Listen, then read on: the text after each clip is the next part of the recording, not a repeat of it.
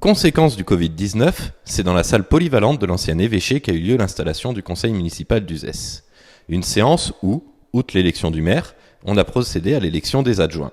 Ils seront 8 pour cette nouvelle mandature, et parmi eux, Fabrice Verdier, ancien maire de Fons-sur-Luçan et conseiller régional, qui ne cachait pas sa fierté d'être là. Ça sera un beau souvenir malgré le confinement partiel, malgré les mesures barrières, mais c'est un beau moment. Il y a de l'émotion et puis un peu d'impatience parce que maintenant on a envie d'y être et d'être dans le cœur de l'action. Quand on vous remet l'écharpe avec la solennité, ça devient très concret. Là où vous vous dites ça y est, j'y suis. On avait le souvenir de la victoire, puis après il y a eu le confinement général et donc on a géré à distance. Là ça devient vrai. Et puis on sait déjà qu'on est dans le cœur du travail, puisqu'on a déjà des gens qui commencent à nous appeler pour nous dire qu'ils veulent nous rencontrer en fonction des délégations qui nous ont été attribuées. Si la séance est présidée par le plus ancien, la tradition veut que ce soit le plus jeune conseiller municipal qui en soit le secrétaire.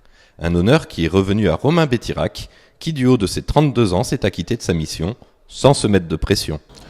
Oh, c'est sérieux, solennel, mais en restant décontracté parce que on sait qu'on est là pour faire de bonnes choses, pour faire avancer la ville.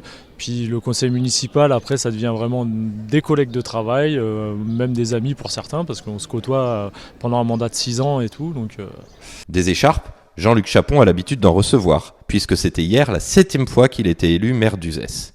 Dans ces conditions, l'installation du conseil municipal est devenue pour lui une habitude.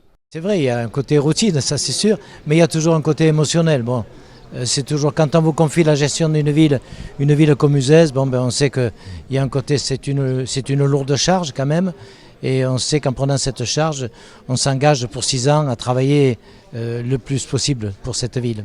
Une fois, il y avait beaucoup de votes blancs quand je me présentais, et j'avais ma mère à côté qui est morte à 103 ans. Et alors elle avait 100 ans, et elle me disait « Mais qui c'est ce blanc qui va te battre ?» Alors je lui disais, maman, mais les votes blancs, c'est pas un homme, c'est pas quelqu'un. Voilà, donc c'est un souvenir. Des souvenirs, Jean-Luc Chapon va pouvoir s'en faire jusqu'en 2026, puisqu'encore une fois, personne n'est parvenu à le battre. Dans la cité ducale, cela fait 37 ans que ça dure.